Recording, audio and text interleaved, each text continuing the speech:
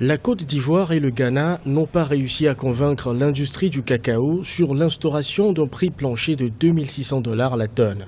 Aucun accord consensuel n'a finalement été trouvé après une réunion tenue par les responsables de la filière à Abidjan, la capitale ivoirienne. Les deux pays producteurs de la fève ont néanmoins adopté un nouveau mécanisme de fixation des prix en instaurant un différentiel de 400 $ la tonne. Ça ne sert à rien d'avoir un prix plancher et que nos paysans ne sont pas professionnels. Ça ne sert à rien qu'il y ait un prix plancher alors que d'autres dispositions ne sont pas prises. Donc je pense qu'une réforme doit tenir compte de beaucoup de facteurs. Une augmentation de prix ne veut pas forcément dire une amélioration des conditions des paysans. La faisabilité de mettre en place un différentiel de 400 $ est également remise en cause par les acteurs de la filière compte tenu des cours actuels sur le marché mondial.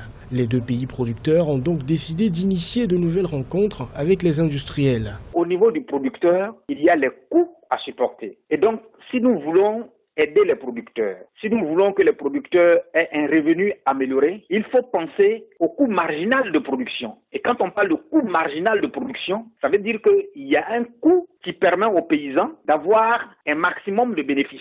La Côte d'Ivoire et le Ghana cumulent 65% de la production mondiale de cacao. Les deux pays ont signé la déclaration d'Abidjan le 26 mars 2018 dans laquelle ils se sont engagés à harmoniser leur politique de commercialisation du cacao.